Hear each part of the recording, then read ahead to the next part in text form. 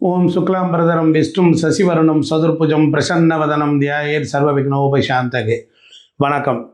திருநள்ளாறு சனிப்பெயர்ச்சி பலன்கள் வாக்கிய பஞ்சாங்கத்தினுடைய அடிப்படையில் மார்ச் 6ஆம் தேதி 2026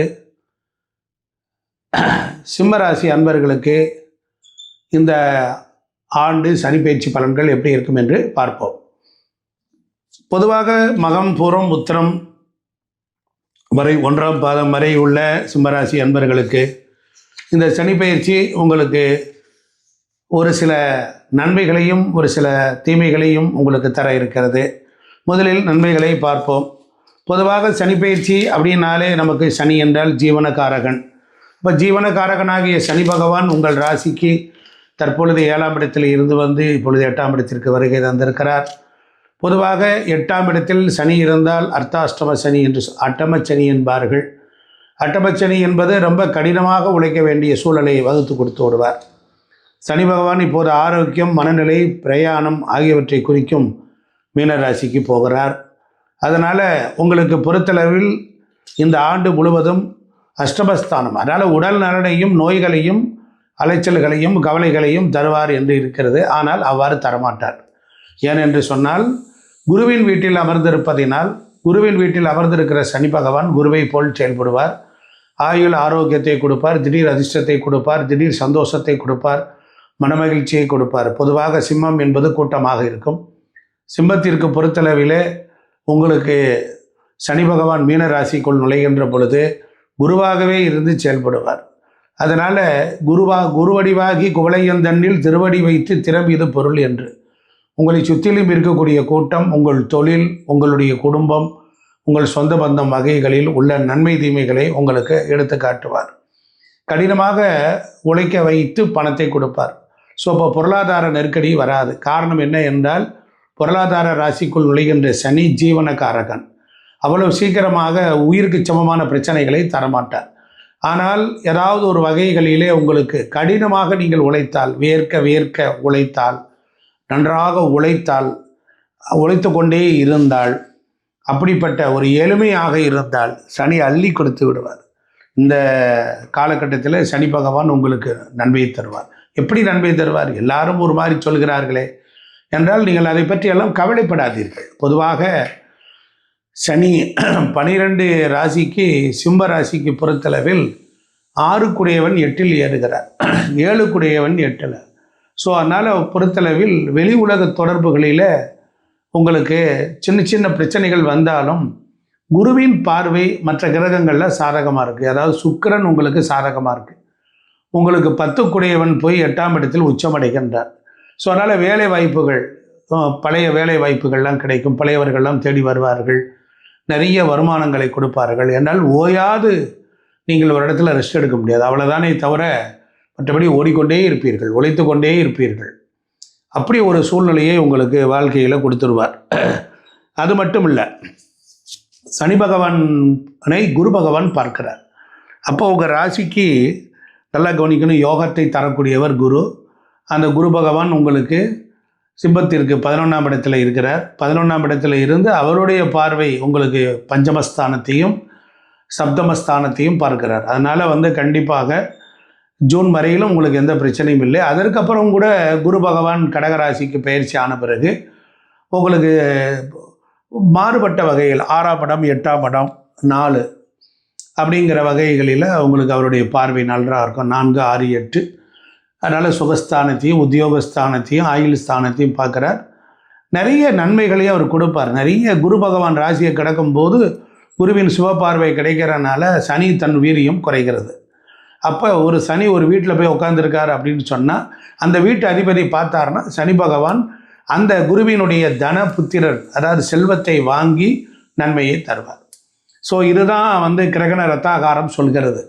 அப்போ விவாக வயதில் இருக்கக்கூடிய பெண் பிள்ளைகள் இருந்தால் அவங்களுக்கு வரன் பார்க்கும்போது ரொம்ப கவனமாக இருக்கணும். அவங்களுக்கு நீங்கள் தவறான முறையில் வரன்களை அமைக்கிறதுக்கும் அந்த மாதிரி சூழ்நிலை இருக்குது. அப்போ ஒரு குழப்பங்கள் வரும். பொதுவாக சனி அப்படின்னாலே எல்லாரும் கெடுக்கிறாங்க, தடங்கள் பண்ணுவார், கெடுப்பார், வறுமையை கொடுத்துருவார், தரித்திரத்தை கொடுத்துருவார்னார். சனிக்கு ஒரு 7 குவாலிட்டி இருக்குது. அந்த 7 குவாலிட்டியோடு இருக்கிறவங்கள சனி எந்த காலத்திலும் துன்பம் தர மாட்டார். இப்போ உதாரணத்திற்கு ஒருத்தர் வந்து அவர் தான தர்மம் செய்கிறார். அவர் வாழ்நாள் முழுவதும் யாருக்காவது ஒருத்தருக்கு தான தர்மம் பண்ணுறார். ஒரு அனாதை இல்லங்கள், முதியோர் இல்லங்களுக்கு போய் சர்வீஸ் பண்ணுறார். கோவிலில் உழவார பணி பண்ணுறார். அப்போ அவருக்கு வந்து சனி என்ன பண்ணுவார்? யாருக்கு ஒருவன் சேவை செய்கிறவனோ அவனை சனி பகவான் விட்டு விடுவார். அதே போல் எளிமையாக இருக்கிறார், தான தர்ம சிந்தனை, யாரை பற்றியும் புறம் கூற மாட்டார்கள். ஒரு சில பேர் யாரை பற்றி குறை சொல்லிக்கிட்டு இருக்கிறது அதெல்லாம் இருக்காது. அவங்கள்ட்டெல்லாம் சனி கிட்டே வர மாட்டார். அவங்களையெல்லாம் வந்து ஸ்பெஷலாக கவனிச்சுக்குவார். புறங்கூறாது, பொறாமைப்படாமல் இருப்பார்கள். சில பேர் எல்லாம் பொறாமப்பட்டுக்கிட்டே இருப்பாங்க. அவன் எப்படி வந்துட்டான், இவன் இப்படி வந்துட்டான், என்கிட்ட இருந்தவன் தான் வெளியில் போய் இப்படி இருக்கிறான், சம்பாதிக்கிறான்னு சொல்லி சர்வ காலமும் பொறாமப்பட்டுக்கிட்டே பேசுவாங்க. அதுபோல் பேராசைப்படாமல் இருப்பவர்கள், பேராசைப்படாமல் பகவான் கொடுத்ததை வைத்துக்கொண்டு வாழக்கூடியவர்கள், இவங்களுக்கெல்லாம் சனி பகவான் நன்மைகிறவர். சிம்மராசிக்காரர்கள் அவர்கள் யாரையும் பொறாமப்பட மாட்டாங்க. ஏன்னா ராஜாவுடைய அம்சத்தை சார்ந்தவர்கள், நல்ல நிர்வாகத்திறமை உள்ளவர்கள். இப்போ உத்தியோகத்துறையினருக்கு கொஞ்சம் பணிச்சுமை அதிகரிக்கும். இப்போ வேலைக்காரங்க நீங்கள் வேலை வாங்குவீங்க, ஆனால் வேலை வாங்கினாலும் அவங்க தப்பாக செய்வாங்க. அதனால் நீங்கள் கொஞ்சம் ஃபீல்டில் நிற்க வேண்டியது வரும். அதுதான் சிம்மராசிக்கு. அப்போ பொறுப்புகளை அலுவலக பணிகளில் கொஞ்சம் வெறுப்பு விரக்தியும் வரும். அதை நீங்கள் முதல்ல நான் உங்களுக்கு ஏற்கனவே சொல்லிட்டேன். வேலை வாங்கினீங்க, வேலை பார்த்தவே கொஞ்சம் இப்போ சரியாக செய்ய மாட்டான். ஏன்னா லேபர்ஸ், சனினா லேபர்ஸ், சனினா கடைநிலை ஊழியர்கள். அப்போ அவங்க வந்து உங்களுக்கு ஒத்துழைக்கிறது ரொம்ப கஷ்டம். அப்போ ராசிக்கு 8ஆம் இடம் என்பது ஒளித்தன்மையை இழக்குது, நல்லா கவனிக்கணும்.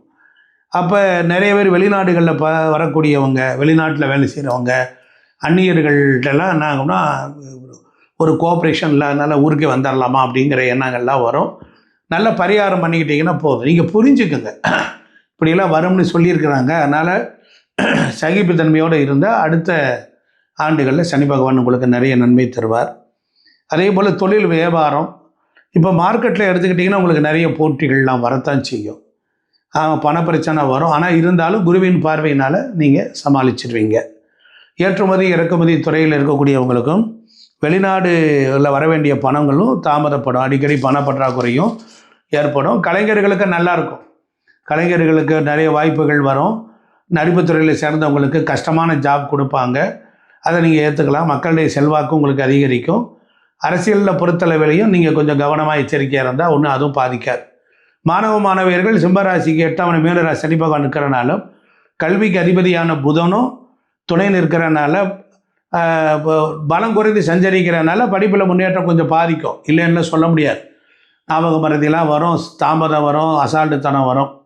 அதனால் நீங்கள் வந்து என்னன்னா விழிப்புணர்வாக இருக்கணும். யாரையும் நம்பக்கூடாது. 1க்கு 2 3 பேர்கிட்ட சொல்லி வைக்கணும்.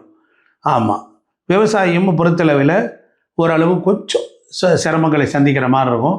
இடைவிடாத முயற்சி பண்ணி நீங்கள் பேராசைப்படாமல் மார்க்கெட்டுக்கு தகுந்த மாதிரியான விலைகளே பண்ணிட்டீங்கன்னா ரொம்ப நன்மைகளே கொடுக்கும். அதில் பெண்களுக்கு வந்து பொறுமையாக கொஞ்சம் இருக்கணும் வேண்டிய காலகட்டமாக தான் அது அமைகிறது. தேவை குறைவான வருமானத்தில் தான் குடும்பத்தை நிர்வகிக்க வேண்டியது வருது. அது போதாதுன்னு சின்ன சின்ன உடல் உபாதைகள் வரத்தான் செய்யும். அதனால் வியாழக்கிழமையும் சனிக்கிழமைகளையும் நீங்கள் காகங்களுக்கு கொஞ்சம் நெய் பருப்பு கலந்த 5 சாத உருண்டைகளை வைத்து நீங்கள் அதை வழிபட்டால் இந்த ஆண்டு முழுவதும் ரொம்ப சிறப்பாக இருக்கும். குருவின் பார்வை இருப்பதனால் கவலைப்பட வேண்டாம். நன்றி, வணக்கம்.